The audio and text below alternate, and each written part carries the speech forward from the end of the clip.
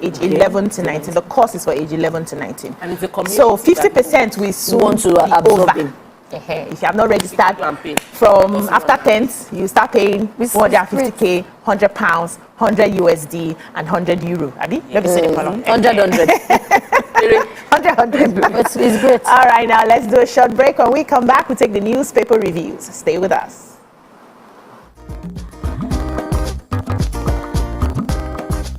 Stay tuned. Your View will be right back.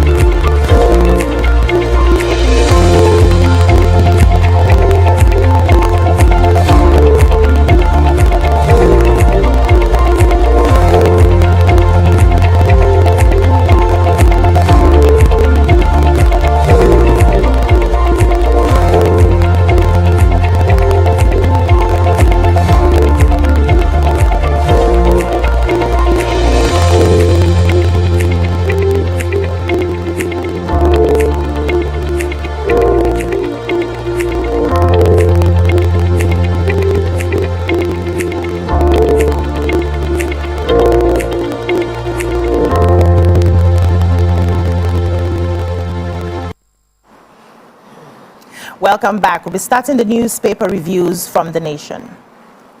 Major headline: why Dangote refinery petrol is yet to hit the market. Agreement on pricing template between firm, government yet to be reached. How social media is feeling banditry by army. Emefiele, court fixes Thursday to hear applications of forfeited assets. BOI raises 1.43 billion euros in global loan syndication. More stakeholders reject LP caretaker committee. Lagos Chinese firm signed pact on 68-kilometer green rail line. Government rolls out sale of 30,000 metric ton of rice for 40,000 naira. Prosecution of Britain, orders for treason in order, says US mayor, ex-British envoy. What stories do we have in The Nation? Okay, so I have the story of the government rolling out the sale of 30,000 metric ton of rice. They said to cushion the effects of rising food prices, the federal government yesterday kicked off the sale of 30,000 metric tons of milled rice at a subsidized rate of 40,000 per 50 kg bag. They said the Minister of Agriculture and Food Security, Senator Abubakar Kyari, hailed the president's commitment to ensuring that no Nigerian goes to bed hungry. He said this food intervention is timely given the current economic challenges facing the country. He said to ensure fairness and transparency, government has put in place several checks, including the one-man, 150 kg bag policy and verification procedures through the National Identification Number, that is the NIN, and phone numbers. He said the measures are designed to prevent multiple purchases and ensure that the rice reaches the intended beneficiaries. Well, we're not only eating rice. I don't know why it's only rice that they have just... It's like a major staple. Every house must have rice. It's easier. Culture of rice. Rice is not historically our food. Yes. I would have wished we do that for gari And corn. which goes Yams. You can either eat corn as ogi or eat corn in many other ways. Walker, corn pudding. Yes. But even the 50 kg of rice is even too much, as in it will really go around, because there are so many people who cannot afford the 40 kg. So how they should bring it down to maybe say 5 kg so that it will really go, so that everybody will be able to get as well. So let me take the story from BOI. So the Bank of Industry has successfully raised 1.43 billion euro, which is a significant move. It is aimed at expanding this development, the financial institution, to be able to provide funding to more people. Yesterday, they indicated that they've recorded this is a 142.5% increase according to what they've gotten, and the expectation is that it will enable BOI to reach out to more people. In July 2022, they raised 1 billion in terms of loan from this same Euro platform, and the managing director, Dr. Olasupo Olusi, said that the oversubscription represents a mark of confidence in the bank and in the Nigerian economy by foreign investors. Now, because I run business and I know that BOI truly supports especially for manufacturing equipment. BOI loan is the best platform for business owners to get equipment and not have to pay a whole lot of interest from it. So people should take advantage of this BOI loan. Go and reach out to them. Yeah. So I have a story here. The Nigerian army has decried the increasing influence the social media is giving banditry in the country. It said social media platforms provide the oxygen for criminals like bandits to breathe and increase their attacks. The Army Chief of Civil Military Affairs, Major General Nosakire Ugbo, spoke during the Nigerian Army social media seminar, which was tagged Harnessing the Social Media for National Security and Development. This happened in Katsina yesterday. And he said that the seminar was meant to promote interactions between the social media platforms and the Army. He stressed that the Nigerian Army needed the cooperation of social media platforms to be on the same media page with the people. He went ahead to say, and I quote, "The general idea is to dominate the social media space to ensure they unite and engage freely with the Army. This is because it's critical battle for heart and the mind to get together to fight banditry. The social media operators must, in their words, action or inactions, resonate at far and near and shape our national security rather than potentially undermine our collective resolve for united, peaceful nation." So they are talking about how they can strengthen the bond between the army, the community, and social media. I'm wondering how the army is going to handle this. Do they have social media departments in the army, for instance? How are they going to be up to date on what's happening? Because you know social media goes like this. The news it keeps moving just like that. They also said 5 persons comprising 2 soldiers and 3 civilians were injured, and 3 bandits abducted when bandits attacked Magama Jibia border town in Jibia local government area of Katsina State Wednesday night. I said a member of the Jibia Security Committee spoke in confidence and told the nation that they had a telephone chat that the bandits overpowered the security personnel who were deployed to repel them. Yeah, that's a painful one. So let's move on now to the Punch. Major headline: NNPC ties Dangote petrol price to forex rate. NNPC begins lifting Dangote refinery petrol September 15. Vessels begin offloading, queues worsen. 63 TCN towers destroyed in 8 months, according to the federal government. Massive flooding to hit 7 states soon, says government. ICPC grills Ngige over NSITF contracts. Terrorism financing, police to quiz Ajero September 25th. PSP officials condemn members' arrest over land dispute. Reps back ban on under 18 SSCE UTME candidates. Which stories do we have in the Punch? I have the 63 power transmission towers destroyed in 8 months, and this one says that a total of 63 power transmission towers were being destroyed by vandals between January and August this year, and the latest industry data from the Federal Ministry of Power has revealed most of the towers were destroyed in the northern part of the country. A few others were vandalized in the southern and the eastern regions respectively. And the activities of the vandals led to the complete collapse of 17 of the towers, while the components such as conductors, underground cables, braces, etc. of the remaining towers were carted away by the miscreants. And the regions affected, some of the towers affected was around, we have towers in Jos, Bichi, single circuit transmission line along Bauchi, Yelwa, and Gwalameji was collapsed by vandals. The towers in Gombe, Damaturu transmission area. We also have around Damaturu, Maiduguri transmission line. That's in Bauchi, Molai. And we have the Bauchi-Gombe line located in Bauchi town. 4 towers, including tower 450, 452, 453, and 455 were vandalized, and some members of the towers were removed.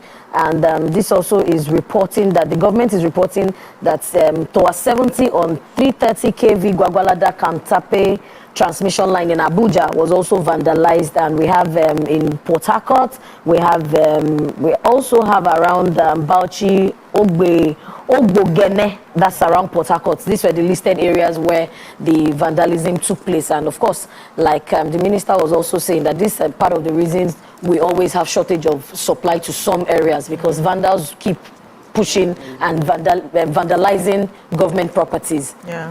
Okay, we'll take a breather here. When we come back, the newspaper reviews continue. Stay with us.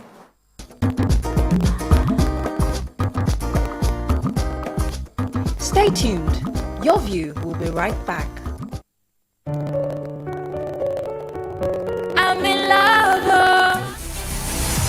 Hello Naija. The time is right because the prize is right here. Be a part of our turbocharged studio audience for a chance to win amazing and mouth-watering prizes on The Price is Right. Visit www.thepriceisright.ng or The Price is Right on social media for more details on how to participate. Registration is open to all Nigerians 18 years and above. Come on down, Naija. It's about time. The Price is Right is proudly brought to you by Smart Cash powered by Airtel.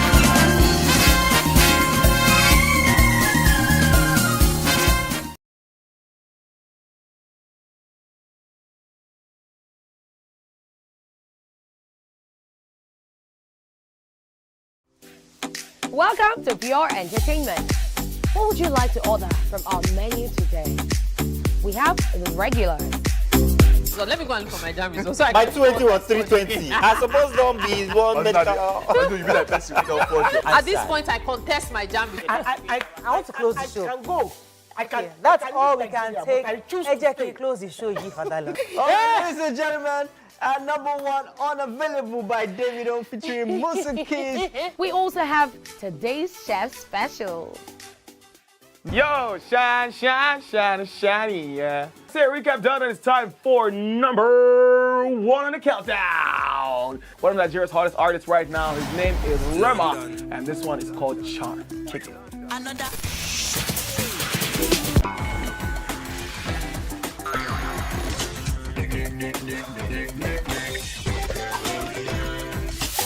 For dessert and a bit of nightcap, we have the nighttime and online specials.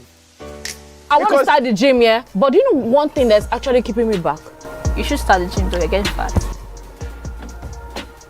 Cricket.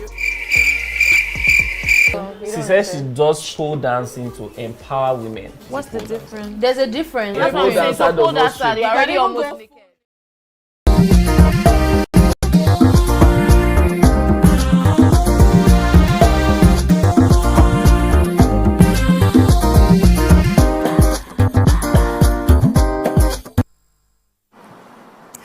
Welcome back. We're still doing the newspaper reviews and we have the Punch. So let me take the major headline.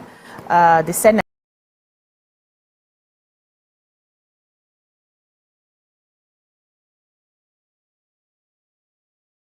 Nigerians are eagerly waiting for the release of premium motor spirits, popularly known as petrol, from the 20 billion Dangote petroleum refinery.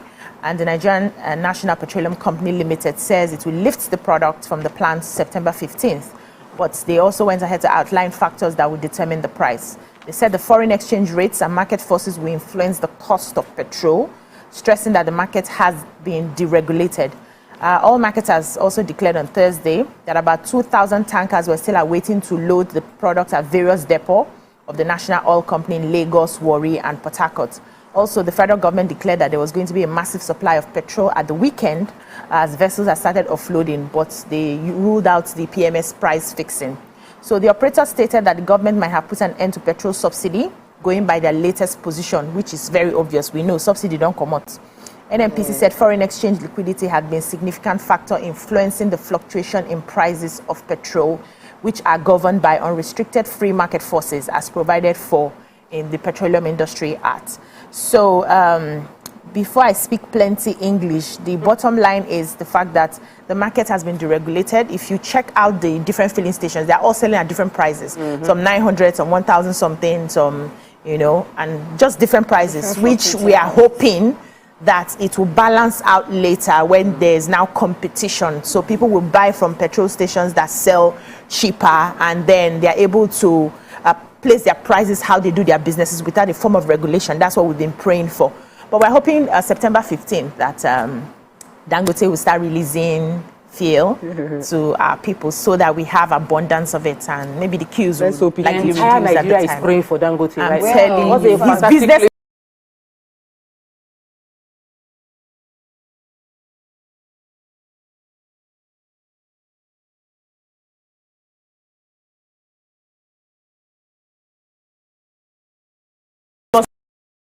succeed. I pray.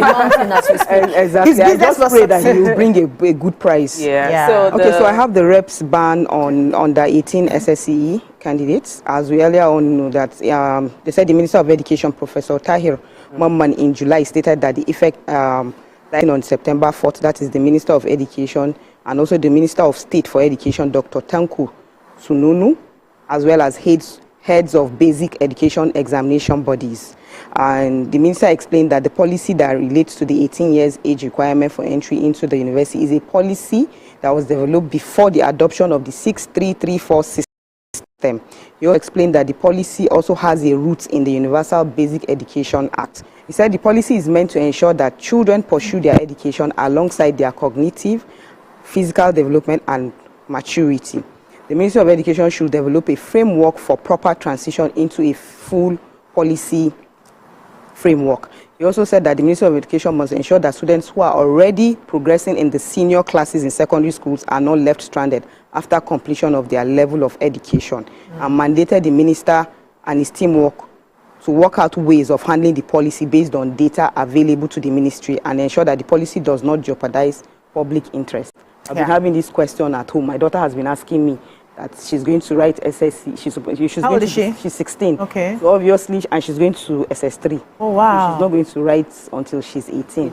Have they implemented this already? And they have not falsifying their ages. Yes. That's what's going to start happening. No, but I have a story. Yes, I want to quickly take the PSP officials who have condemned their arrest over a land dispute. So the PSP are members of the Lagos State Waste Management Agency, and they have accused the police officers at Area M Idimo for unlawfully arresting and detaining 3 of their members on Thursday over a long-standing land issue. They said this land was officially allocated to them by the Lagos State government, but some land grabbers sold the lands to someone else, and they built an hotel, a full hotel on the land. Wow. And they've been in court trying to lay claim on that land. That is where they usually park the PSP trucks, and now because the hotel has been built there, they've been forced to be parking their trucks on the road. Oh. And the community people have complained that the trucks being on the road is not convenient for them. It is causing difficulty for their movement, and because of that, they now arrested. They complained. The PRO of Lagos State Police Command, Hundeyin, said that Benjamin Hundeyin said that the reason they arrested those people is not because of the land dispute. They arrested them based on the complaints they got concerning the fact that they were parking on the road, yes. And that was why they arrested them. And it's not about land grabbing. It's a local government area. Wrote to the police complaining of how they were obstructing traffic. And the operators have approached, and that the operators remain adamant. So the operators are saying, this is our land, we're parking in front of our land. Local government area are saying that parking on the road. Parking on the road. In between all of that, 3 people are being detained by the police. And these are not the owners of the vehicle. These are staff. So they end up being the one getting the punishment for the supposed owners. Yeah. It's well. Let's move on now to the Daily Sun. Major headline. Northern elders warn against deal with bandits. Leader Turji insists suspect must face the law. Caution Tinubu against reconciling with him as national security is at stake. Ndume rallies military to clear Boko Haram terrorists from Sambisa forest. Clark writes IGP demands Wike's arrest over threat to PDP governors. Presidential system of government breeds dictatorship, says Agabi, ex-EGF. Federal government agreed not to increase petrol price. NLC insists Tinubu didn't betray or deceive anyone on fuel price. TDF. Treason trial of Britain orders in order, said ex-British envoy US mayor. Why INEC will continue to encounter challenges in conducting election. This is according to Yakubu. Rivers local government polls. Court reserves judgment in APC suit against INEC and others. 2,776 killed, 16,309 injured in road crashes in 7 months. FRSC launches app to reduce accidents. 885 naira litre petrol price unrealistic, says NMPCL, to supply Dangote 17.8 million barrels of oil in 2 tranches. NDLEA denies allegations of lopsided appointments, nepotism. What stories do we have in the Sun? I have the story of the FIRS, and it says FRSC rather, 2,776 killed, 16,309 injured in 7 months as FRSC launches app to reduce road crashes. And this is saying that no fewer than 2,776 Nigerians have been killed, 16,309 injured between January and July as a result of road crashes this year, 2024. Also, in 2023, 5,081 people lost their lives and 31,874 were left injured. This was disclosed by the Secretary to the Government of the Federation, George Akume, at the launch of the mobile app known as National Crash Reporting Information System, NACRIS portal, yesterday in Abuja. Akume explained that the NACRIS portal would afford road users the opportunity to report road crashes and other road-related issues across the country. He also said that the launch is a testimony to the FRSC Corps Marshal commitment to fulfilling his promise and implementing policies aimed at creating a safer motoring environment. And they are also insinuating that the app will help motorists to also know the launch of the FRSC Motor app and NACRIS is therefore a deliberate effort by the Corps to align with President Tinubu's renewed hope agenda aimed at digital transformation, ease of doing business and economic growth for the nation at large.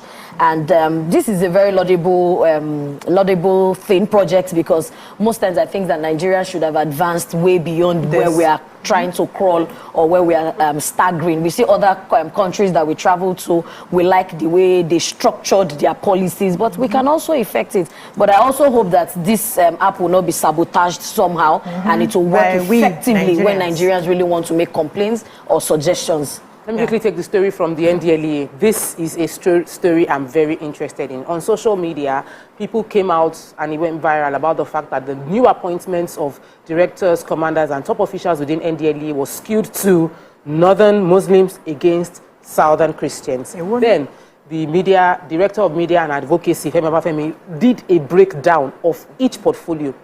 Out of the 20 directors/commandants in NDLEA, 14 are Christians, 6 are Muslim. Out of the 14 zonal commanders, 9 are Christian, 5 are Muslims. Out of 37 state commanders, 19 are Christians, 18 are Muslim. Out of the 14 special area commander, 10 Christians, 4 Muslims. Out of 12 coordinators and head of units, 9 Christians, 3 Muslims. Out of 11 head of operations, 7 Christian, 4 Muslims. Of all of the 108 top appointments and positions in the agency, 68 of them are occupied by Christians, 40 of them by Muslims, which represents 63% going to Christians and 43 to Muslims. That the idea that went viral was a creation of mischief makers without any facts, and it went viral. And that's why it took time. Usually, I don't even feel like reading all this breakdown of numbers. But it's important. Because most of the time, what you see on social media, they will retweet it. Yes, they've retweeted it. There are more northern Muslims and Christians in all appointments being made by government without any facts to back it down. So I am applauding the NDLEA media person for doing a breakdown, so that it's not even about Christian or Muslim. It's just that don't spread what is not facts. Don't spread baseless lies. Now, wow, let's move on deep to the end. When you read the sources, first paragraph, second, they've concluded. This will likely be the last paper for today. Time has gone. Major headline reps: NBA PDP orders demand petrol price hike reversal. FOCAC Africa-China trade partnership hits $280 million. Insecurity: farmers' headers clash depress agri sector GDP. Army arrests student over kidnap murder of FUNAP students. Uncertainty surrounds petrol supply from Dangote refinery amid ongoing scarcity. And then Super Eagles will prove self against Benin, Rwanda, Awoni assures. What stories do we have in the Vanguard? Do we have stories here? So I have one inside the paper. Delta State Police Command yesterday said it has rescued 2 kidnapped victims at their abductors' hideout in a forest at Umunede community, Ika North-East local government area of the state. The State Commissioner of Police, Mr. Olufemi, was the one who disclosed this at a press briefing at the State Command headquarters, Asaba. He said the 2 persons were abducted along the Asaba-Bini Expressway. And this happened 31st of August 2024. And he said they had to act on credible information relating to a kidnapping incident of the 2 persons that was kidnapped on the 30th of August along that same Asaba-Bini Expressway. And he says, I directed the Special Anti-Kidnapping Cybercrime Squad to ensure that the victims are rescued and the suspects arrested. There were also other, kidnapping incidents that happened in that same area. And the police is doing everything in its power to see how they can get those people released. Do we have stories in the Tribune? No, well, my story is in actually the Vanguard. Vanguard, okay, go ahead. It's about the challenge of insecurity affecting the agri sector. So the second quarter reports came out, and the agri sector growth and contribution to the economy took a downward turn, and they are attaching the reason for the downward contribution of agri to the GDP, because actually people don't know that agri is the second contributor to our GDP as a nation, and so they said it's due to farmer-header clashes, insecurity, and it is shrinking the growth rates. It has declined to 1.41 as opposed to what we had last year. Of course, we know the government will say they are doing a whole lot concerning it, but we are all feeling the impact of the challenges. We need to see more results. Do we have another story in the Vanguard? Well, it's time I We're good, yes. We're good. All right, thank you, ladies. That's all we can take on the newspaper reviews. When we return, we look into the top stories of today. Stay with us.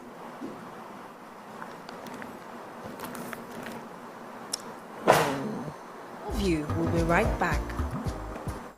Ladies and gentlemen, make welcome the grand comedian of the Federal Republic of Nigeria, Gbenga Adeyinka the First. OJ right here, 7 of 7, like you already know. Gbenga right here, 7 of 7, like I'm beginning to know.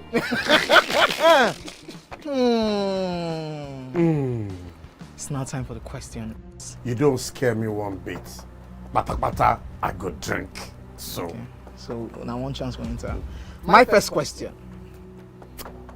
Do you remember the names of the winners of that edition of StarQuest? Of course I do. Why do you? And I hate myself for this, because I have this question for you. Final question. No. Where outside Nigeria and what year? Think you're the only one that can be wicked. I am thinking, because I know back in the day. Don't think. Answer my question quick. You are thinking too much. I don't like it. The UK. Final answer. Okay. I said, God, please, let me to perform outside Nigeria. Wait. And God gave me a show in Ghana.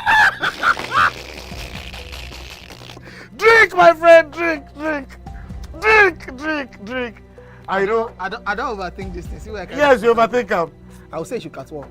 Let's catwalk. Where are we? No, that's not catwalking. That's good talking.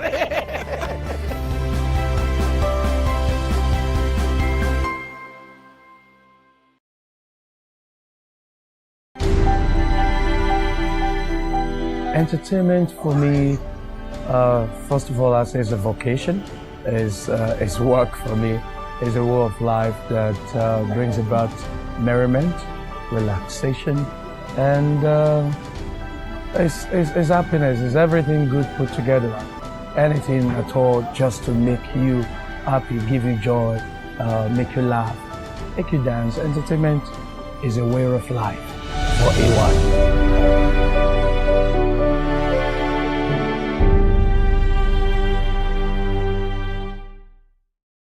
I'm Miriam Lunge. I'm a passionate environment advocate and a published author. I am the founder of Celebration, a businesswoman, and a fashion icon.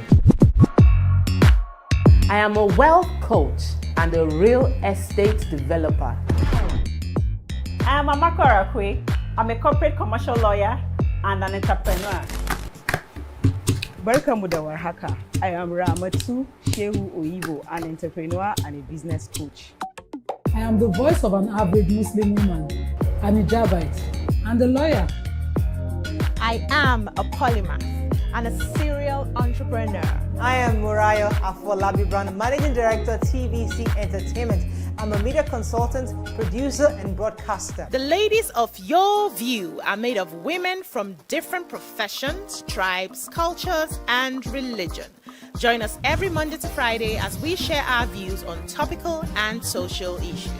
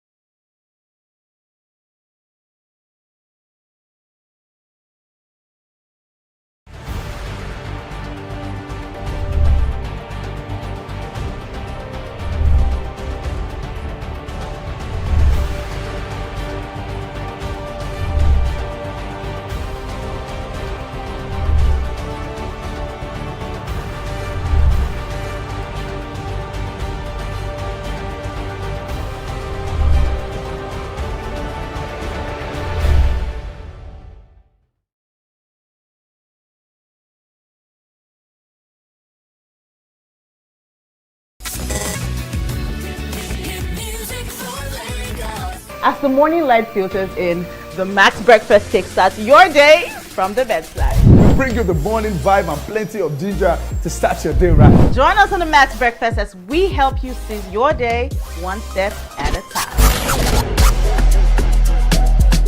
On Max Hits, we've got the ultimate playlist for you. We give you back-to-back.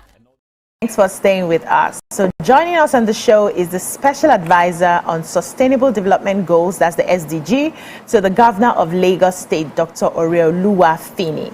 She will be speaking on SDG Drive of Lagos, how the state has performed to attain the 17 mandates ahead of 2030, the forthcoming SDG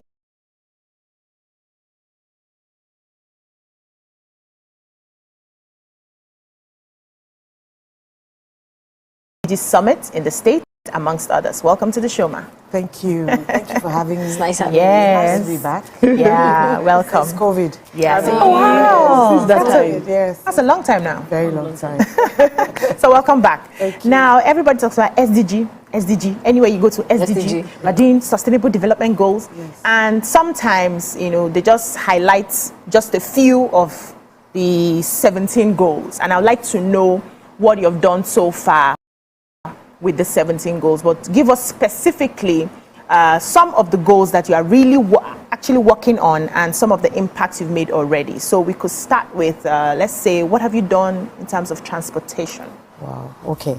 So we could spend the entire show today talking about transportation in Lagos. And for us, I think the first thing is, what is SDG? Most people, for those who know, it's straightforward, but for a lot of people, most people now, it's amorphous. It's not something tangible that they can put their hands on. And really, it comes to the history of, we'll take it back, it's about 2000, where it was the Millennium Development Goals, which was really about poverty eradication. Yeah. But then in 2015, says, look, if we're going to have better quality of life, it's not just about poverty. There are other things that need to come into it. The planet was in danger or is in danger with some of the practices, some of the way we live our lives daily is impacting negatively on the planet. There are issues with gender and equality. There are issues around sustainable cities, how we live in cities. Lifestyle issues, water, our oceans are in peril. We're talking about microplastics. So the UN came together and said, look, we should have some goals. The MDGs were 8. The SDGs, the Sustainable Development Goals now, are 17. And it's more rounded. It's about people, it's about the planet, and it's about prosperity. So it's about a better life for everybody. So for us in Lagos, this office was established, in 2019. So this is the second, in this administration, the second time. And it's about, for us, first measuring. Where are we?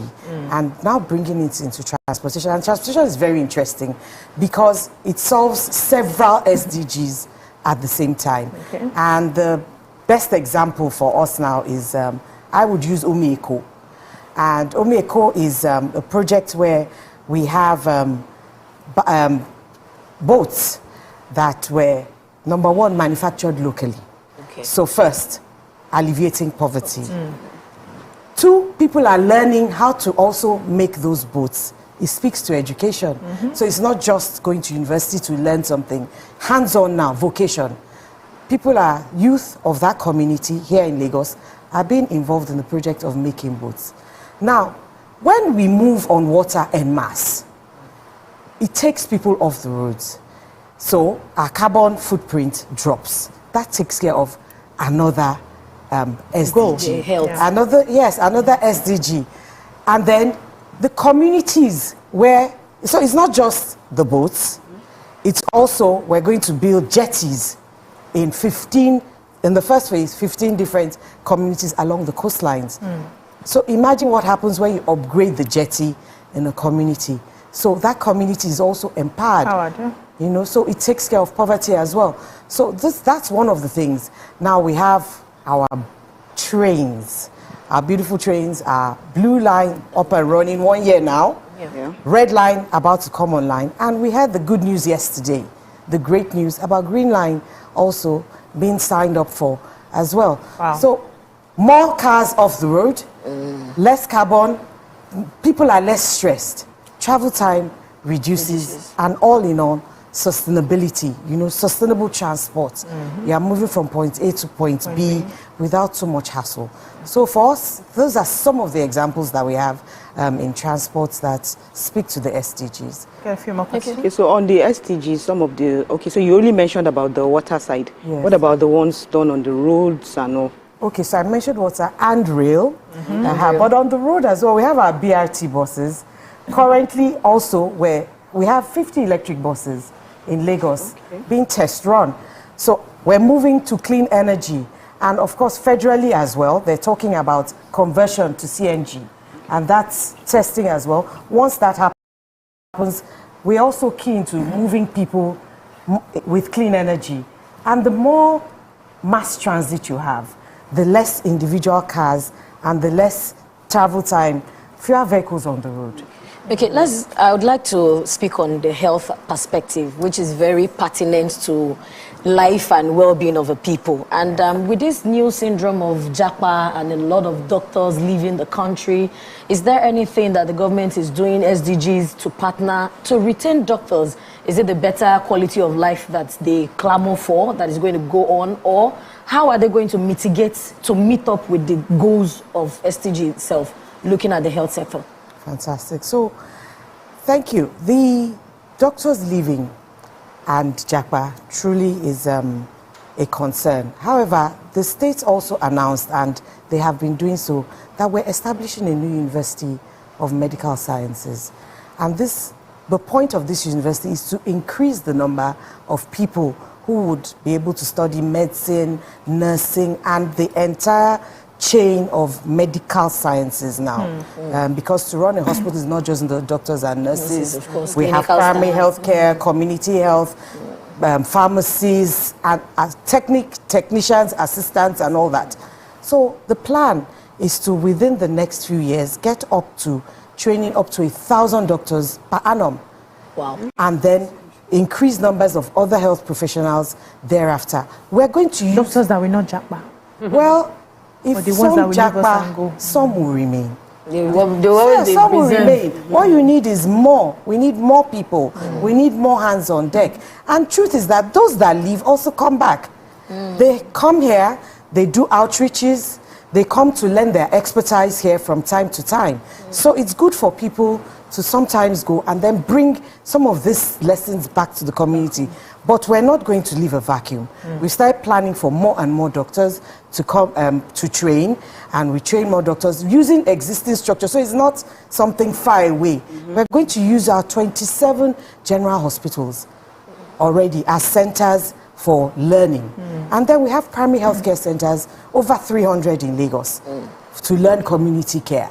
So that has started, and I believe that last week the Honorable Commissioner for Health was out in the public introducing this to the good people of Lagos.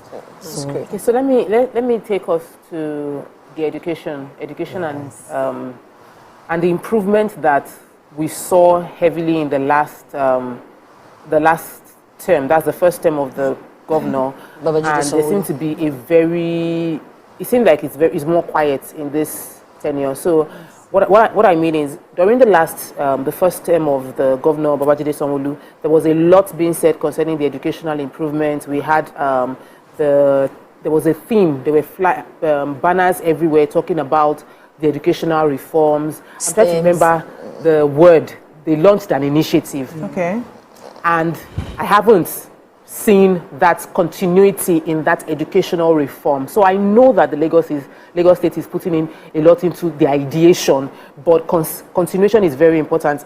Can you highlight some things that has continued from the first tenure of the governor into the second tenure that we can say has improved within the educational sector? Okay, so everything you mentioned has continued. It's one administration, and it's also continuous operations. Lagos State has a development master plan, and like you mentioned in education, there was the EcoExcel program, which is what you were trying to remember. It's on.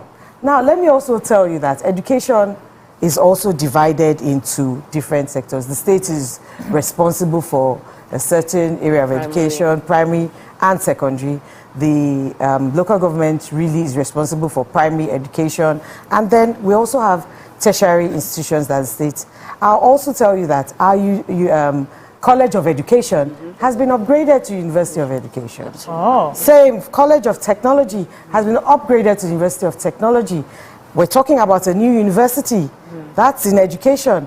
You know, so if we're talking whether secondary, whether primary, and even tertiary, the entire line is constantly being updated, upgraded, and it's not just physical structures now, meaning the school building, but even the teachers constantly being How about trained? getting more children into the classrooms? Yes. It's before there was a time when it was really easy to get children into classroom. Right now, it is not as easy in Lagos State to get children into classroom.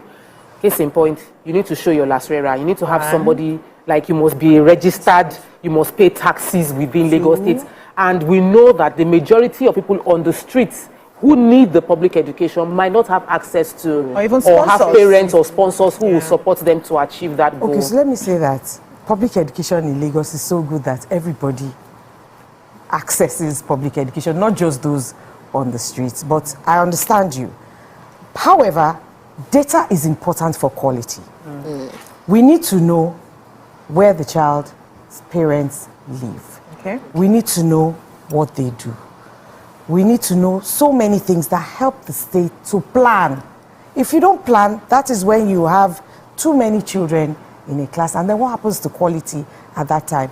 The state doesn't just ask for documentation for the sake of asking. It's for the sake of planning, for the sake of clarity. If we have every year, we know that the numbers are going up by 1,000, 2,000. Okay, where are these areas in Lagos geographically now where we need to focus on? If we plan to this year that we want to build 30 schools, are we going to build them across Lagos, dividing them equally? Or is there an area in Lagos where there seem to be more people? You know, so that is why you're asking for residence card. Your residence card will show you where the person lives and where we then need more focus. So, and in terms of getting sponsorship, some of these people they do not know anybody who is working probably in a government office who has a high ranking. I hear that is also a requirement to be able to get into the public schools. No, I categorically deny that. And anybody, registration as a resident is free. Everybody pays some level of tax. You know, everybody, direct or indirect. Yes, you pay, and then you can have your card. It doesn't matter. What you need is to be registered to pay your tax. What you need is to register, and your residence offices are in local governments. They're nearby. It's not something that you have to move centrally. No. So register. We want to know where you live. We want to know where your children live. That's all. So that we can plan. I get it. Yes. Yeah, so I was going to say that with all these obstacles in place, do you think that anybody will be willing to, the kids be willing to go to, the parents, would they be willing to make their kids go to those schools if you put all those things in place? I don't think they're obstacles. You cannot walk off the streets in any... Because I'm thinking like somebody that sells, like me now, let's say I sell food on the road, and of course my child needs to access this kind of, access the education or whatever. And then you come, you say, well, I must pay tax, I must have paid tax, I must have done this, I must have done that. And probably, I don't think the person that sells food on the roadside pays tax. They do. They do. In Lagos. They do. Everybody pays tax. Lagos is a tax. They do. But look, I go back to it. It's data. It's planning. And I don't think there's so much emphasis on tax card as much as your registration, your residency registration card. And there is no place where we're going to make progress without planning. If 1,000 children turn up that we had no idea they existed prior to that day, and you only have capacity for 50, the children are not going to get quality. The school is not going to be able to teach them properly. And so we go back to it and say, we don't create too many hurdles for people. No, that's not the point. But the point is to be able to plan. You cannot walk off the streets in any organized place and say you want to go to school. No. There must be a history. There must be where did this child emerge from? That's all. In case anything happens, so you can also trace. Yes. Yeah. So let's talk about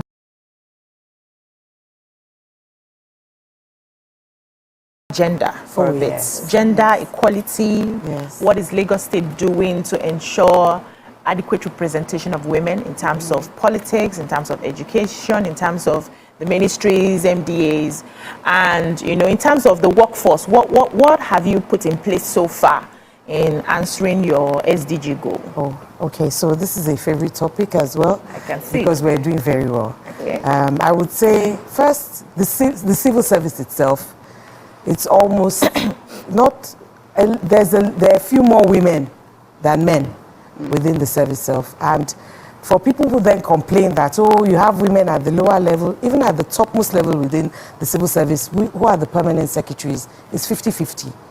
It's 50% men and 50% male, 50% female. At the cabinet level, meaning the state executive now, it's about 30% as well. We need to get more women into politics, and it's challenging for women for different reasons. Yeah.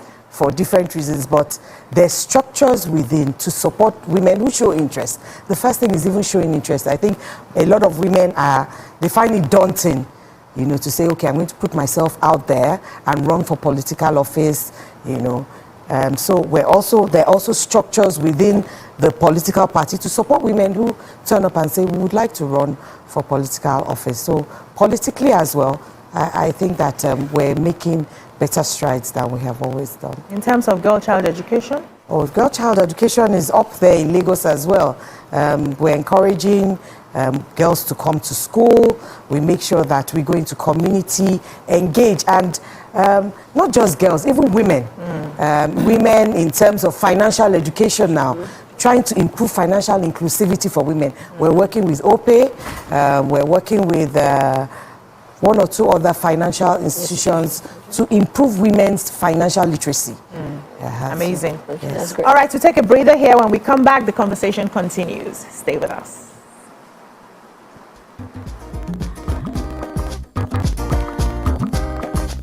Stay tuned. Your view will be right back.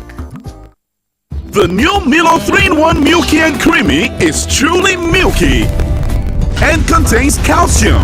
No need to add milk for that rich, creamy cup, which helps to nourish and energize your kids. Hey, my people, I greet you plenty. My name na Chika Okeke. My name na Uwi Balogun. My name na Damilola Banire. My name na Moyo Faraway Ahmed. If you also call me Moyo, listen. And this na Abigail. And I dare on top your view pigeon. I'm going to bring you bass, boost. I don't get person will be single mother before. He carry another man show say now my husband be this. This na wetin you want. After that day, the man You no go see disappear. am again. If you snooze, you lose. If you miss this show, you miss out. On top this our show, I not dey gree for anybody. When you dey find the husband, you not see sign say the guy smart, you don't vex, don't use signs. If they look for person wey go give am to you, fact as e be. Men no dey ever get fault. If baby no dey for her, na the woman. Talk no dey be person, make person no fit talk true inside. But for this country, we know say if we open court in the morning, wetin no good, no good. Me and my sisters, hey, we go tanda gidigba for inside studio to give una all the latest information. We no even take responsibility for the children. Leave the man. And that's some warrior.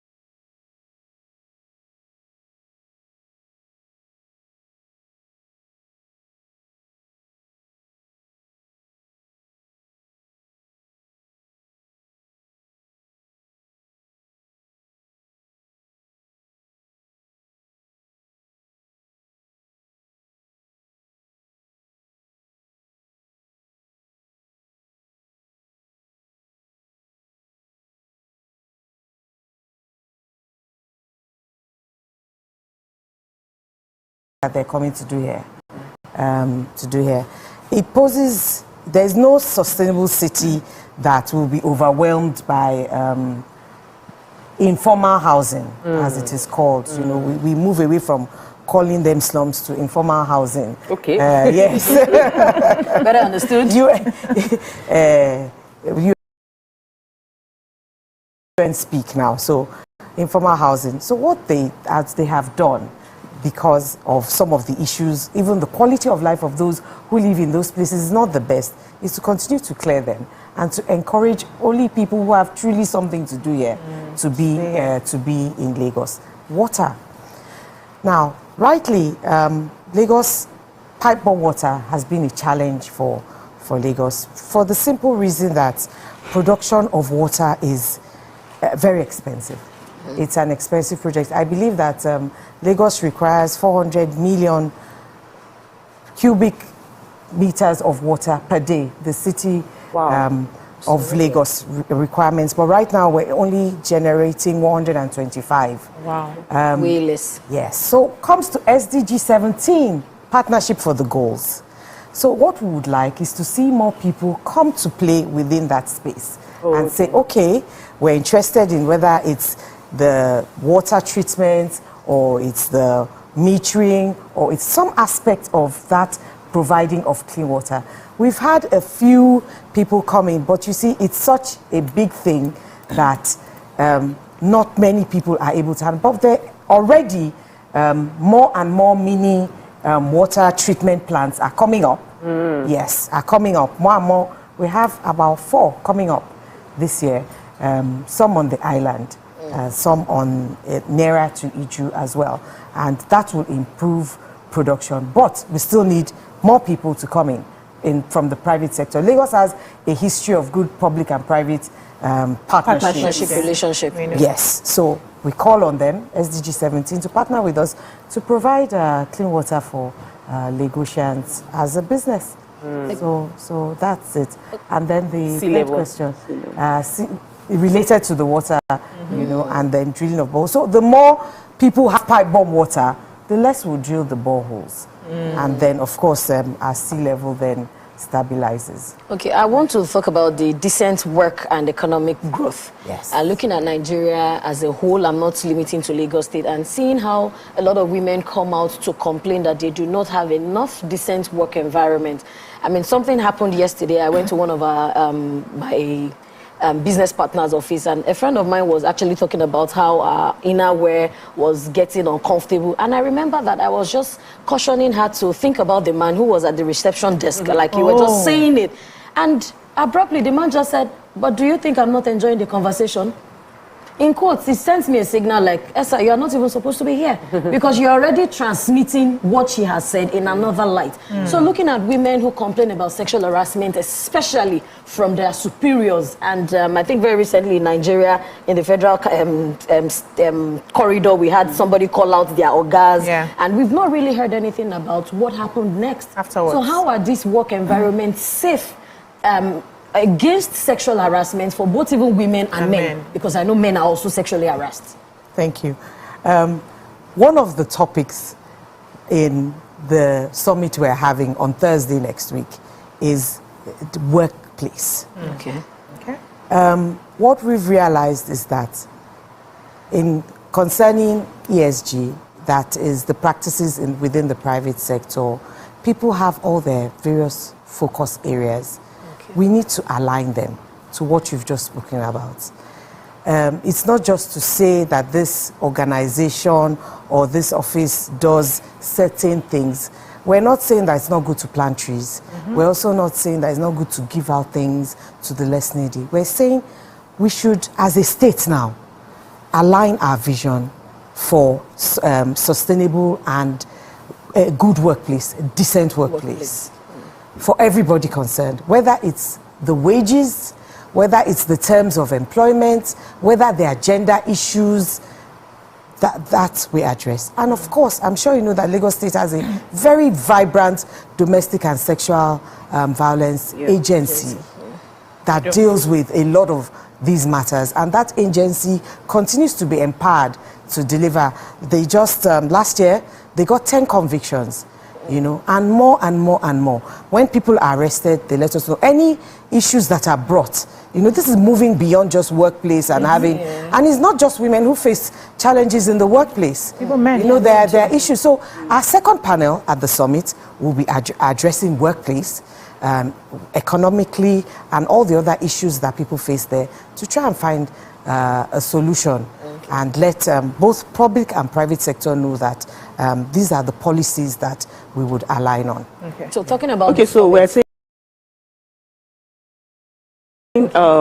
so about the security challenge in Lagos. Let's talk about the security challenge in Lagos, because as we all know, recently there's this kidnapping issue. We have the kidnapping, we have the robbery, traffic robbery, we have cyber crime, and all of those things. So what are the measures that you have put in place to at least, even if it's just to improve or to, you know, reduce these things from happening in the society, Lagos State? So Lagos is relatively safe. Let me start from there. But it doesn't mean that we should not address challenges or concerns.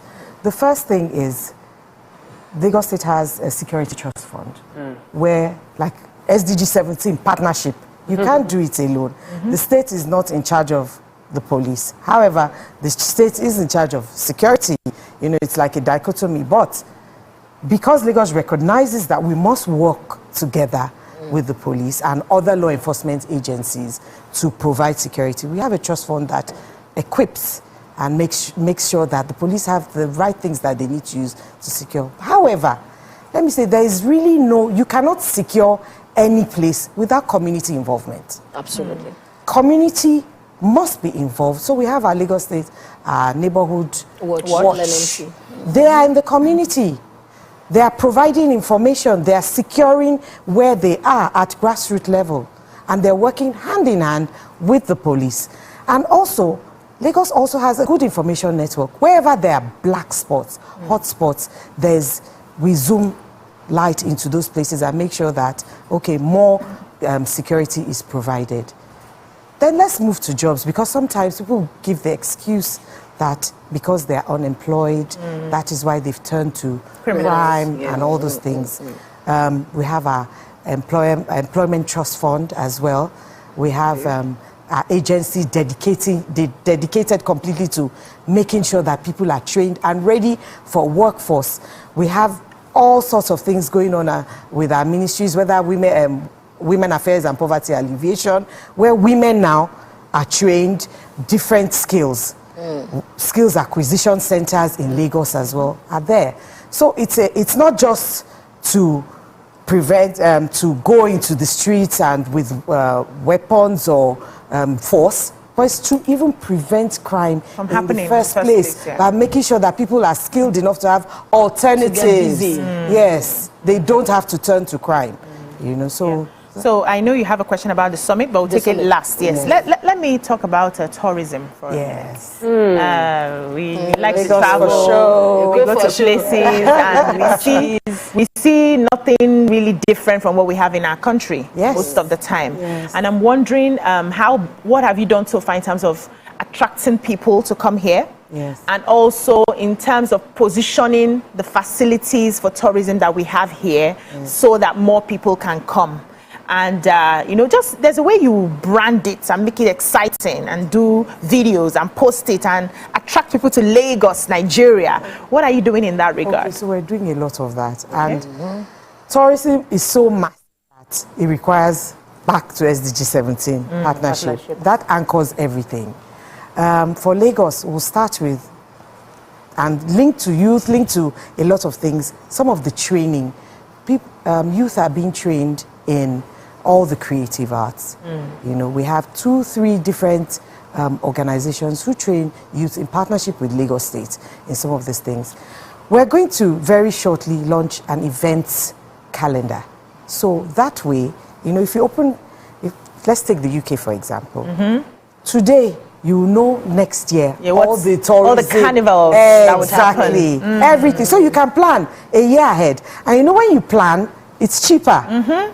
You're encouraged to come. So our Ojude-Oba, although those are not Lagos based, but they're federal, you know. For Lagos based, our Ayo. for Lagos, our water. So it will be opened up to the public. Yes, to come and see. Oh yes. Oh wow. Oh yes. That would be massive. It's not a masquerade for in-house. It's going to go from street to street. Yeah, but they tell us to hide now. No, not for Ayo. I think you're mixing it with Oru. Oro, yes. Okay, Oro Festival, I know that they tell you to don't come out. Yes, it's Oru. So, but Ayo, people can come in. It's a thing of beauty to behold. And yes, so you will.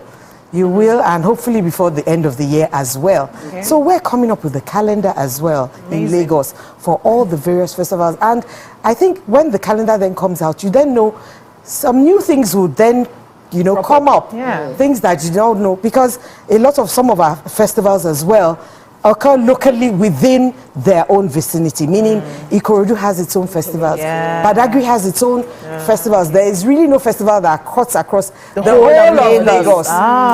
Even Ayo is strictly on the island, so you merge it in the calendar now. So everywhere. And then even places of interest. J. Randall Museum for Yoruba Culture is there.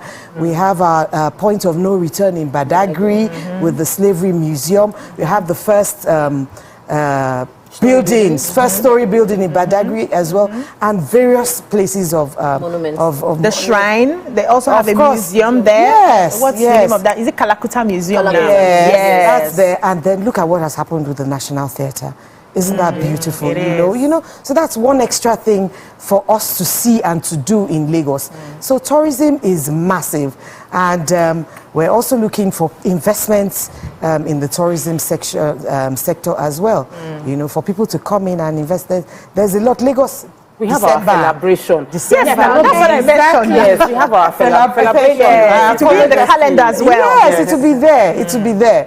Look at Wida Books that also does the Ake Book Festival. There's a lot. The Lagos International Trade Fair, which happens every year. Every year. So we're coming up with and that calendar will help. It really help for those here and for those in the diaspora. Like they plan to come home for December and all the concerts. There are a lot of activities. So it's not only December. So we now don't want it to be just December. We want everybody to come home year round.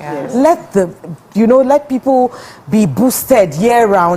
And it's not just, when tourism happens, everybody, the entire community benefits from it. Sure. It's a boost to hotels, it's a boost to the people selling locally as well. Our artists get to sell more of these things that we're wearing now, So Dami, your question? Okay, my question basically is on, if we're talking about tourism, and I think there's an inculcation of security. Yes. Because quite a few people that I have seen that we have marketed Lagos to or projected Nigeria to, especially foreigners, the first thing is that security. And it's good that you're also mentioning that the Lagos State's architecture for security is really robust now and they are going into dark spots.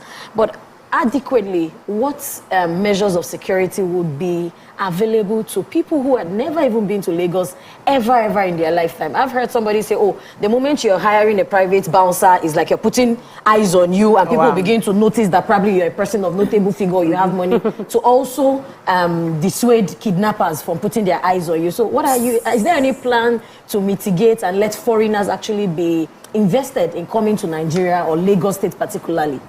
Lagos is safe for business. Lagos is safe for tourism. Lagos is safe for visitors. And every year, we welcome visitors, especially towards the end of the year. And we rarely hear of those kind of events. But what I would say is this. What we need to do is to give you a link to who we can come to say, once we have the diary, there'll be a link there to say, we're coming to Lagos. And they can hold your hand and lead you safely how to chart Lagos. Yes. Amazing. So the summit you talked about, we have to go. Summit you talked about, when is the summit? How do we get involved? Okay, so the Lagos Sustainability Summit is next week, Thursday at 10 a.m. at Eco Hotel and Suites. Registration is at lagossustainabilitysummit.com, and you send you a link. We look forward to everybody coming in, participating, and that together we can then chart a sustainable policy for Lagos. Is it free? Amazing. Free. Yeah. Yes, wow. free. Is there lunch? Is there breakfast? There is breakfast and lunch.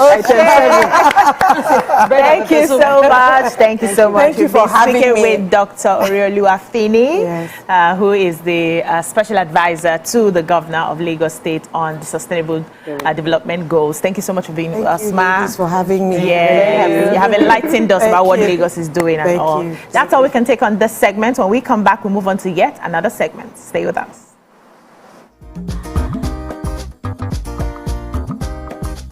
Stay tuned. Your view will be right back. The Global Entrepreneurship Festival to be hosted at the Entrepreneurship Village in Nigeria, November 22nd to the 24th.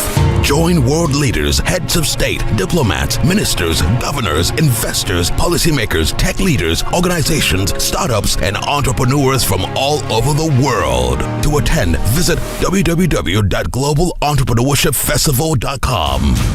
For partnerships, call 234-912-165-9914. Over 20 million viewers, 5,000 event participants, 200 exhibitors, 43 global speakers, and 12 events, which includes conferences, trade fairs, innovation and robotics expo, art and creative exhibitions, a dazzling fashion show, and a closing concert.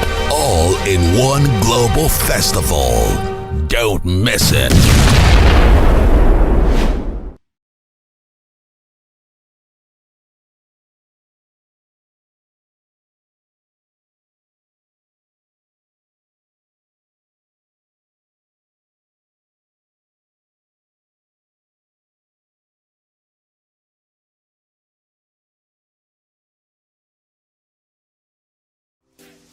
Welcome to Pure Entertainment. What would you like to order from our menu today? We have the regulars. So let me go and look for my jam results. So My 280 was 320. I suppose don't be one medical. At this point, I contest my jam results. I want to close the show. I can go. I can. Okay, that's all we can take. I choose to stay. Close the show, Yi Fadala. Ladies and gentlemen, number one, Unavailable by Davido featuring Musa Keys. We also have today's chef special. Yo, shine, shine, shine, shiny, yeah. Say recap done, and it's time for number one on the countdown. One of Nigeria's hottest artists right now, his name is Rema, and this one is called Charm. Kick it. Another.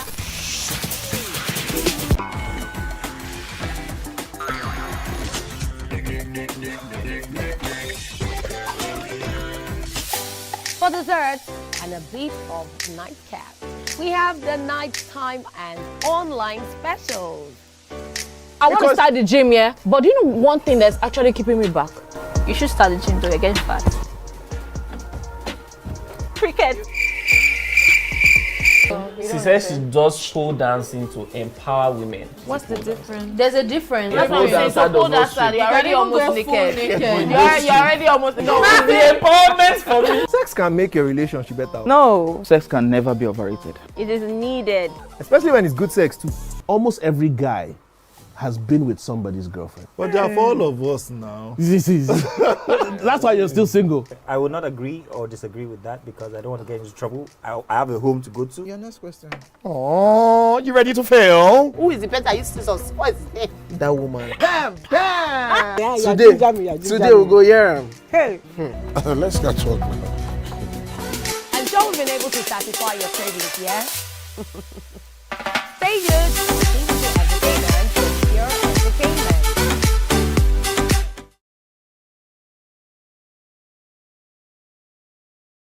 Ladies and gentlemen, we have Made Kuti in the building. It's still 7 of 7 and we've been doing a whole lot of protesting. The only thing that remains is just to carry placard. It's about 5 of 7 to be honest, because ask your question. I have so much to speak about once we finish. We will not give you the time because it's 7 of 7. I will make the time now. He said he will not ask questions about science. No. About neuroplasticity. And based on... He asked a question that was subjective about high life. And he did not finalize his answer about a Kuti question where there are only 3 of us. Editor, scratch this part out. That could have possibly composed the music. Editor, scratch this part out.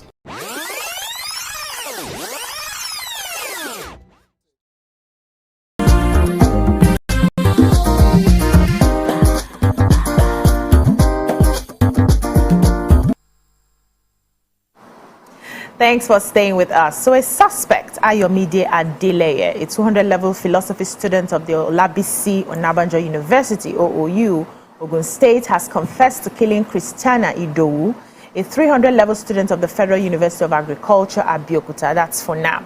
And according to the report, Christianah had left her home in the Italuwa area of Ikorodu, heading to the University of Lagos in the Yaba area of the state, where she was observing her industrial training before she was abducted by the kidnappers. Many Nigerians, including celebrities such as Arya Star and Lateef Adedimeji, took to X to demand justice for the slain, abducted FUNAB students. You can join the conversation and call us on 08107641679 or 09024163440, or you can tweet us at TVC Connect using the hashtag YourViewTVC, or stream live on YouTube.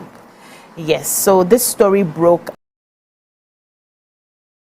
and for me, it's really a painful one. If you check the incidents, how it happened, how it started, she was just being abducted, and by the time they had reached out to her family, they said they should pay, I think, 3 million. Started from 3 million. Those ones kept looking for money. They negotiated and finally paid about 350,000 naira. Yet, she was not released, only for them to realize that the girl was killed. And by the time the suspect was caught, he confessed to killing her and burying her in his father's house, shallow grave in his father's house.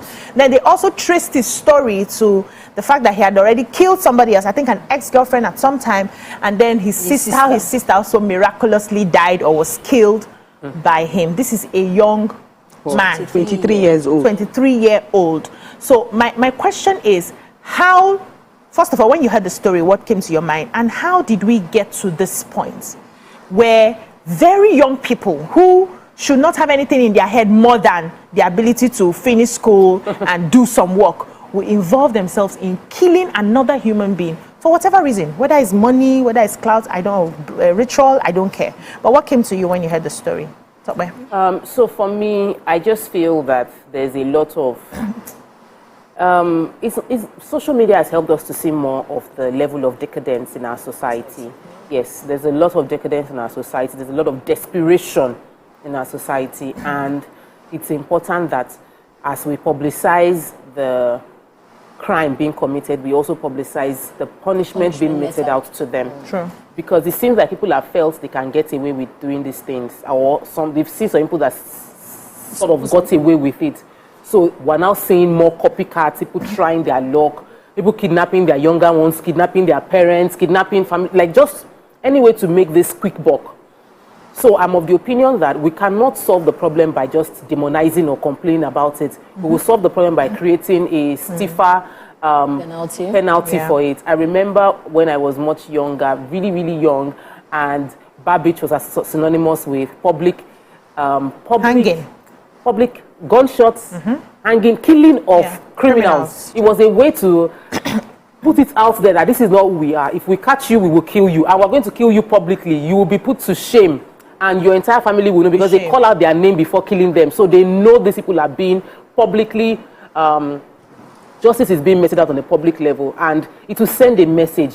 It will send a wave to the audience, to everybody watching, that this is not condoned. If you are caught, you'll be dealt with. It doesn't mean it would stop it, but it will reduce the prevalence. It is worrisome for someone this young to resort to doing things like this. It makes you feel like, is it that all through secondary school we were not exposed to our creative ability? You can create this money. How much? 300,000 naira. 350. Even if it is a 3 million, there are people that tell you they made their first million while they were in their 100 level. Yes. From creating solutions, creating businesses. So I feel we need to talk to ourselves again. People need to share their genuine story and then publicly punish those who are caught doing things like this. This is not us. This is not who we should be, and this is not who we are. Economic, and it's not economy. It's just crime. Crime is crime. It has for me, so for me, when I heard the story, I was actually hot because she didn't do anything wrong. Because from the story, they said she was going back home, and then it started raining, and she was looking for shelter, and that was how this guy, and she's known the guy for a very long time. Wow. That they go to the church, they go to church together. They go to the same church, and again, I think that boy goes is to it the church? same school? Yes. In fact, one of the caption, he wrote, "A boy Jesus loves." Yes. So they go to church together, and so he accommodated her, come, it's raining, and then he housed her and everything, and that was where he took the opportunity of killing her. So I'm now looking out for what did she do wrong to even, how did she deserve this type of treatment, you understand? So this boils back to the fact that when I now heard the story, I heard that he killed his ex-girlfriend, and then he killed his sister. First of all, the thing that came to my mind was his mother. And I was like, the mother knows that this is the kind of child that she has. You understand? He killed his sister, and nothing happened to him, and he's still in the house. I'm just wondering the way the relationship is in the home with him, knowing that your son, that your son is this kind of a person.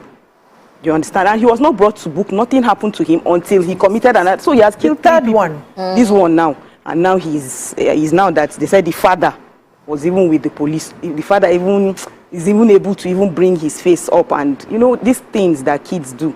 I don't know what to say, and I don't even understand. So first of all, I will just say that now we just need to understand that this kidnapping business is now a business in Nigeria. I want us to have measures. Let's start. In fact, the government should do something, because you see now, parents now are the ones that negotiate with these kidnappers. If there are measures, or there's an establishment, or will I say an agency, I don't even know what, the government needs to come in, so that this time around it's going to be the people who kidnapped, and then instead of the parents negotiating for these things, let there be an agency that will be doing this kidnapping, and it has to be a swift response. It has to be fast. They have to be proactive. Yes, proactive, because I think he kidnapped her for 3 days. She has been with him. I'm sure he must have killed her maybe on the 3rd day or on the 4th day or something, because they said he sent a video of her being yes, in our WhatsApp and all of that. So if the government will come, let's accept that this is a menace to our society. This kidnapping business is there. Let's bring up agencies that will help us to start managing this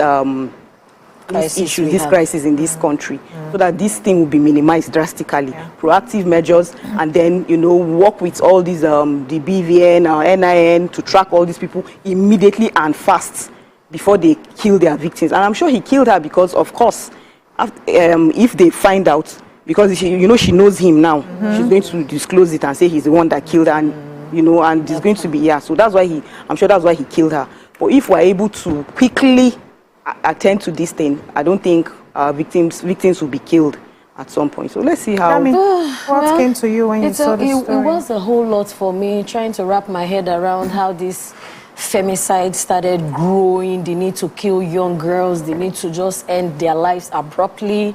I don't know how that, as a person, looking at your fellow human have this life this minute, and the next minute the person is all up cold and lifeless, and how do you react? How does your emotion? There are times that you even have goosebumps, even seeing accidents on the road. Yes. You're having chills all over you, like, God, these are people. Heartless. Then how do you become so heartless, so gruesome, that you murder a person? You probably see them fight for their life. You probably see them beg, wail, and you're all just deaf to it. So it shows that there is a problem from the inception. Yes. Inception will go back to foundation of the home. I will continue to say it. A lot of people do not have business being parents. But the condition of the traditional beliefs and the culture that we have been born into, it's like they have to be coerced, cajoled, or sometimes even forced. That you need to have a child. Yes, there is no clamor for having a child. No, it is much more having a child than dealing with just raising a child, financially especially. The emotional side of it, the psychological side of it, you need to be involved in your child's growing up. Like Rama said, I don't want to believe that it's every mother who understands their children, because yes, these children too hide. These moments they look smart now. You go to schools when they ask that bring your parents, and they are giving you the CV of your child in a school. And they are looking at the I had a parent who I had an older friend who went to his son's school and told the principal that this was not the son I brought to your school. Return that one I brought. But it started developing even from the house. Then the mother started saying that, oh yes, we have been chastising him on things that he does. We just don't let you know, The Yorubas adage that says the talk that you said the daddy should not hear. It's the daddy that will still sort it. Now then go So a settle lot down. of times, we mothers, we also have a lot of work to do. You are noticing that your child has maybe a group of friends, or your child's he has some kind of inadequacies. Let the father be aware. Come to the round table as a parent. There are a lot of times I also see the deficit of engagement. These children are laid by, they don't have anything doing. They do not have anything that is motivating them, or their parents are not even pushing them to learn a trade, learn a craft, do something for yourself. And all they do is Castle Kaji enterprise, wake up, sleep, nothing, and the day is gone. So that's why I'll bring it back to the family unit. Again, to the government.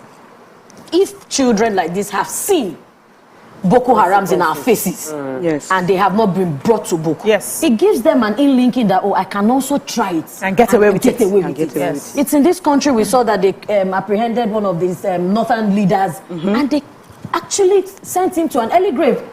And some kidnappers there on TikTok, as in branding, showcasing money. So it sends a wrong signal to the children that we are trying to. I say it to people, I say, me that I'm trying to train my child now. My child will now go to the outside world and meet a child that was untrained children. So what is this impact that you have so solidified or you have so built in your children that will help them navigate that? Even when somebody is telling them to do the wrong thing, they remember the child of who they are. A lot of parents have that laxity. Now, children will grow. I've seen somebody who didn't ask of his son for a few years, between 3 to 5 years. And what he was saying that when the son grows up, he'll look for his father. You need to be present. You need to be involved in that child's life. You need to help to shape the child. And like children, they see. It's not about what you tell them. They see your model. I remember going to my father's office and I saw that he was a hard worker. He spurred me to want to work hard. That if my dad can work like this and my mom can do multiple businesses, then who are me?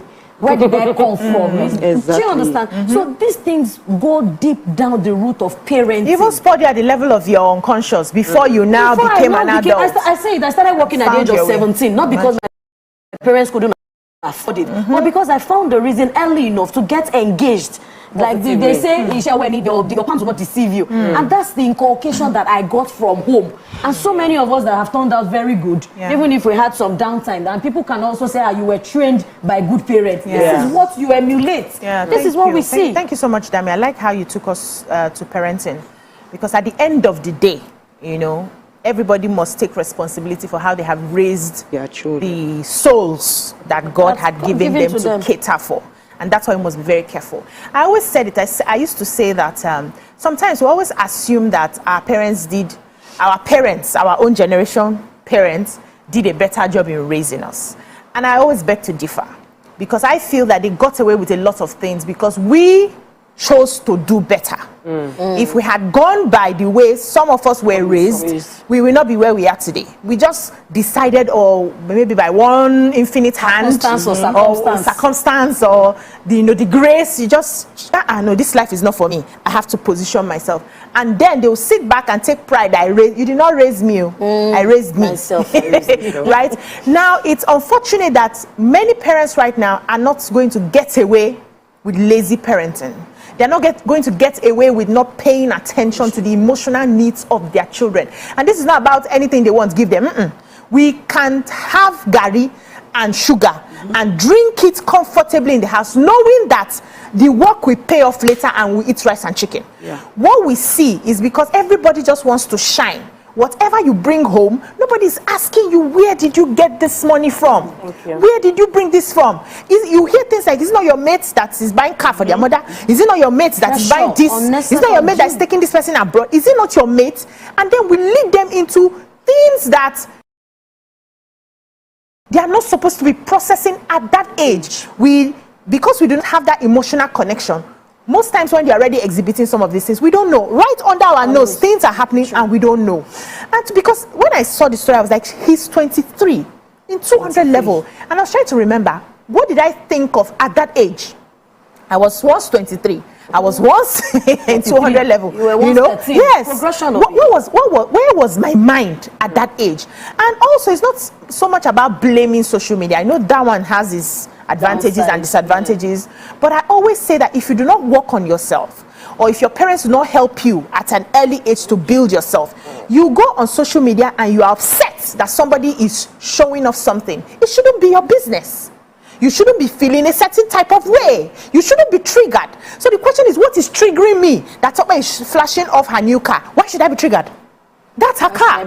So if I cannot say congratulations, why am I processing what evil can I do now so that I buy the same car that Tokpe has bought? That's the one. Who do I kill now so that I can buy the same car that Tokpe has bought? That means I already have a fundamental problem. It's from a foundation. There's a tweak in the mind already. And I also like the fact that, or I would say, not that I like because we've not gotten there yet, I would like that we carry out immediate cancelling of such people. You have taken 3 lives. Yes, let me use the word because we're on live TV. You have taken 3 lives. We should not even be putting you in police custody at all. And they will straight. What are we keeping you there for? Tomorrow night they say we need therapy, and all the 3 lives that you have taken, well, who's going to give them therapy? They are gone.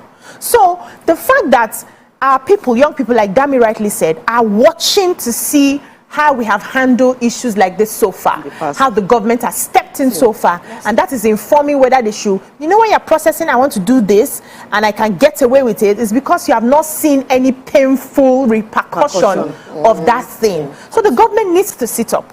Some of these things that once you are caught red-handed, they trace it, is you. There's no space in the prison to keep him. They will pay straight, and move on to the next person. And they make it so public, like Tokpe said at the beginning, so public, everybody knows, your family knows, everybody knows the execution. Can't lie, you traveled. Exactly. So we have a caller before I come to you, Tokpe. Good morning. Toby. Good morning. Good morning. No vex, Jerry. Matter they pay me.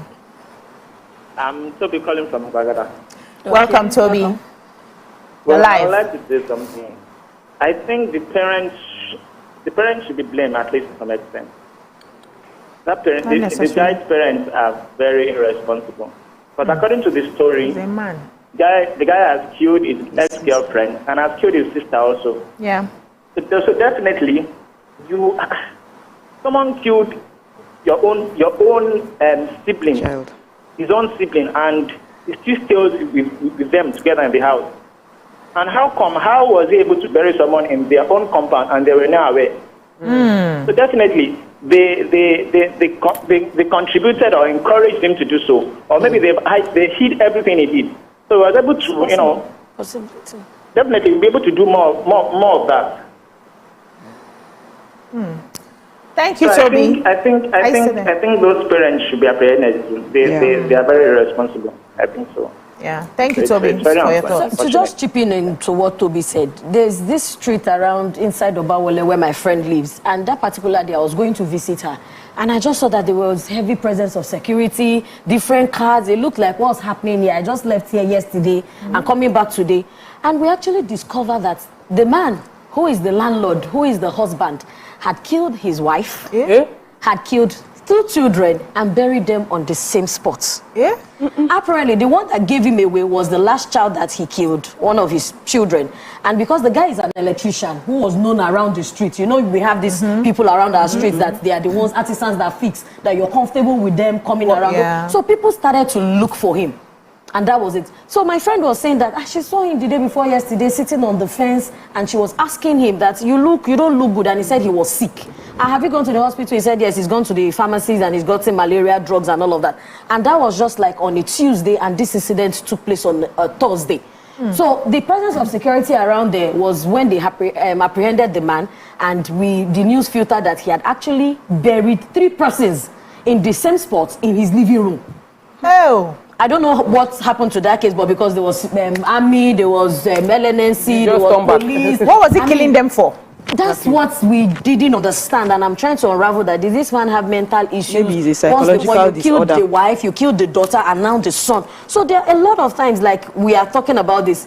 How about the parents? What if the parents are in this line of duty? And they are the ones that the child have seen that, oh, if this can happen. Just imagine that the man was in court and he was able to maybe negotiate one of his children to his side. And the child will just simply look at, oh, if daddy can do it and get away with it. They will ask you, how is your wife? Oh, she traveled. She has relocated. Oh, where are your children? Oh, they are not around. And they might have seen it. Good. And nobody really finds out, because at the end of the day, it becomes what's your business? Let everybody face their family. Oh, let's take this call. Dorcas. Good morning, Dorcas. Good morning, Nancy. So I really appreciate what you ladies are doing there. I'm a first-time caller. Welcome to the show. Thank you. I love you all, and Jesus loves you. Thank you. Thank you. So what I really want to say is that as a parent, we should always watch our words. We should watch our words at the type of company they keep. Though we understand that whenever they left home for higher institution and all this stuff, this did not just begin when they left home for higher institution. True. So we have to watch the temperaments of children, the way they deal with their siblings, the way they deal with us as a parent. Yes. And always caution them and warn them that violence is not good. Before they will go out and build more on it and become what we don't understand. So it's heartbreaking for us to hear as a parent that your word that you sent to school has been killed by another child. Another child. This is, what are we turning into? What is this country turning into? So we should caution our children, because if it happens, it will still come back to us. In fact, as a parent, they must refer back to us that that family will never be forgotten in life. That is why we should not have any excuse given in bringing up our children. I don't say that God. Thank you, Dorcas. Thank you so much, Dorcas. Stop right. So I wanted to talk about the consumerism. When we were growing up, we would like to have a phone, but it wasn't like a do or die affair to have a phone. True. It wasn't a do or die affair to wear designers. We didn't have to flaunt that we're wearing new outfits every day on social media. We didn't have social media tracking that that mean is that not the top you wore to the party? So we are raising a new generation of people who unconsciously have consumerism as their mindset. And I had to go and Google, because it can't, when you were talking, it just came to my head that this is this is based on greed and consumerism. It is not economy, it's not hunger. It's not Don't poverty. kill somebody for poverty. This is not money for hunger. This is money for greed. This is money to flaunt. This is consumerism. And consumerism is like when you are spending money and seeing your ability to spend as a key to your well-being. The more you spend, the more you feel like you feel better with your life. And if we look at it, a majority of these teenagers into university, they fall into that trap. They want to use your hair. They want to wear your dress. They want to carry your bag. They want to wear the shoe that everybody is recognizing. And it is pushing them to crime. It is pushing them to bend the rules and question their values and say, why is it pushing them to crime? Because I can still want to wear your hair at that age and choose to work for it. And choose to work harder. And choose to harness my skills. If there's easier way. If there's an easier way to go about it, if you see other people doing the easier, following the easier part. When I was growing up, there was the easier part. But why didn't you follow? Because my parents drummed it into my ear over and over again. That if you try it, you can't escape it. You see, that's the thing. There will be repercussion. This thing, there is repercussion. All the movies were showing me repercussion. My parents were showing me repercussion. So when I saw that the easier way to travel abroad, and guess what? You will still do it. You will still do it. As a single person modeling, they were like, you get to travel to Paris. You go to. Is it not the Paris we are going to? Is it not the London we are going to? It's just the time that is different. So you will still get to live this life at the right time with pleasure and with fun. But we need to have more. The voice needs to be, there needs to be a consensus of the values. So when your parents alone are the ones cautioning you, but when you go online, somebody is telling you that if you don't give me, if you want me for one night, you must be able to drop 20 million. If you want to see me, you must be able to drop 5 million. If they are seeing all of that and they're not seeing enough of, don't do it. There's AIDS. When we were younger, we were seeing AIDS. They're telling us HIV. If you do anyhow, you will just carry AIDS like that, and you'll be like Kwashoko and be. So there were enough things to deter us from doing it, but we're not having enough of those now. So we have a caller, Kasmer from Ikeja. Good morning. Hi, good morning, ladies. You're live. Thank you so much. This is a very heartbreaking thing to talk about, particularly as a guy. We can barely hear you. Can you hear me? Yes, we can. Volume, please. All right. So I said this is a very disheartening situation. I mean, this is becoming rampant in our society today, where we see all sorts of things like this on the internet. There is no day you open Twitter, you are not going to see young men, either they've beheaded people, or ritual women to, train female children right. And when you have irresponsible male children that we are training every day, the statistics is clear that men have the highest rate of crimes. Men are committing the most crimes in the world compared to women everywhere, making the world almost unsafe, including for fellow men. Please, let's beam the light on the male child. We can't continue doing all sort of things for the female child. Can we start arresting this issue by getting these children trained properly? Fathers, please, I beg us. Mothers, I beg us. Thank you, Raise responsible children, please. Yeah. Thank you, Kasman. This has been on my mind. It's quite You know that very important. So let me give you an example, first of all. So this is my coaching stuff that I started. We have men and women in the group. So far, the people that have indicated interest are mothers. And they are indicating the interest for their daughters. Yes. And not what is happening to the boys? Because the boy you neglected today, we meet your daughter. Yeah, absolutely. You meet your daughter tomorrow. So why are we focusing on one gender and then living? And also, the fathers always claim we don't have time. I'm working and all of that. Who will talk to your son? I always push my husband to the son. See, this boy does not look at me the way the girls look at me. He see me as one of the babes in the house. So you insist on this and talk about it. That's your job, but I'm not going to do it for you. I remind. Have you spoken to your son today? Have you discussed with your son? Have you asked about his crushes or his babe? Me, I gist with my daughters. I don't have an issue. But anytime I try to have that conversation with my son, there's a way he pushes me down, like as if I'm one of the babes in the house. He doesn't give me that. So I say, you do that. You handle that. You model to him, man to man, because he has. He will respect you more than he will he fears me.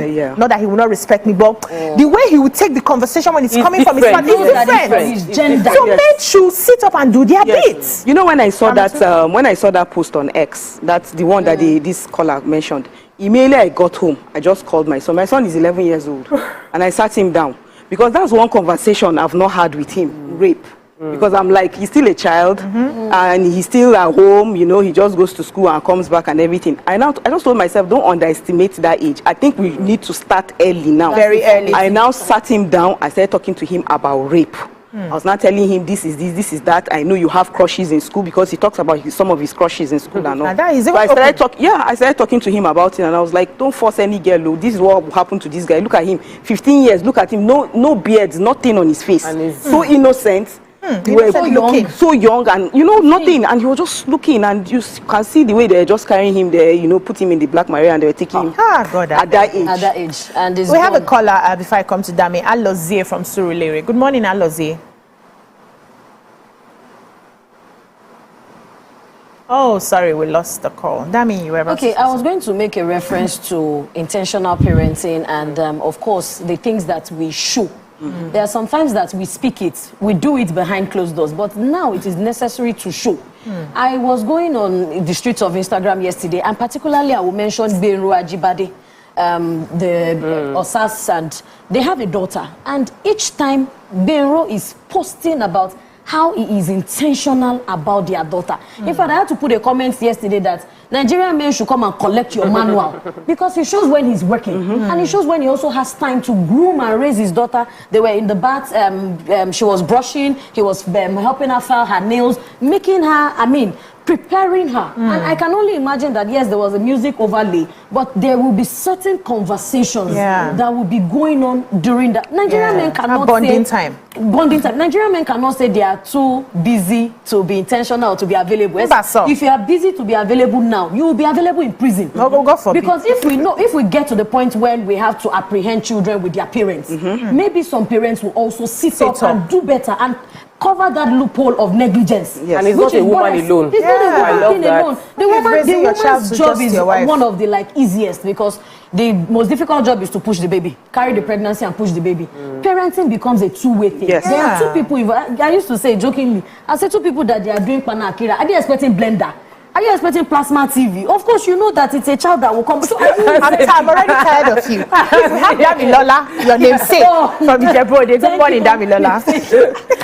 Good morning. Good morning. This is the first time caller. You're live. Please speak up so we can hear you. Yeah, this is the first time caller. Welcome to the show. Yeah, Damilola, my namesake. I would appreciate your view on this matter. What I just Can you raise the volume? I can't hear him. I said, Damilola. And he went lower. I think he's still there. He's still there. Can you speak up, please? Yeah, I'm still talking. He's still there. Yeah, I remember when I was growing, it took me 25 years of my age to even be able to get something for myself. You know, like when I get things from outside to home, my grandma would always ask me, where did you get this thing from? Yes, now. And I was even a graduate then. I get it. So at the time, I found out that yes, I needed this independence on my own as a person, but I wasn't getting it at that age, 25 years. So I was just shocked when I saw this male of a 23 years old go to this kind of business. Then I find out that when we are looking at this thing, what has happened to people in the past who have gone into this business, who have actually made this business, to people, this business is lucrative. So, critically, when we are looking at it, if we have a society that celebrates bad money, definitely you will get it. Things like this. Yeah. And in other words, if we are in a society where bad money are being turned into good money, and we don't even look at those things at all. Everybody brings money into the society, into the business. We don't even care about where the money is coming from. Yeah. I so much appreciate you ladies, because I found that when I study using the ladies, I found out that you all have other businesses you do. Yeah. You want to kill us?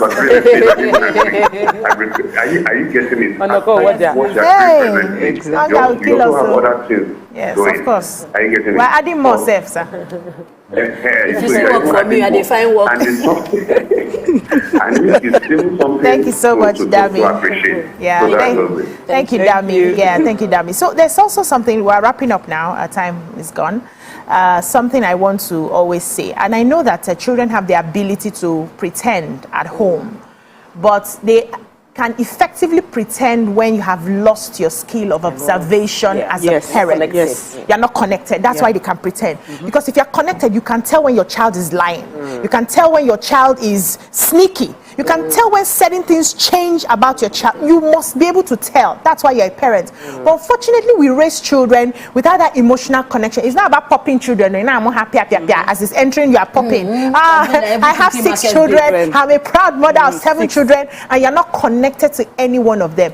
When those things start, and it starts really early, so I pay attention to how they talk, what they talk about, their language, how they interests, how they relate to people around them. When I have visitors, how do they relate? How do they relate to people they look at as lower in terms of status? How do they relate to the helps? How do they relate to the cousins that come to the house? How do they mingle? How do they take things without asking? How selfishness? What sort of selfishness do they show? Those are some of the signs that you will see early. Entitlement. A lot of children are entitled. Because it's my father. Thank you. You see those signs early and you start talking. You start, let's leave beating out of it. You start talking. There's a word that I learned a few years back.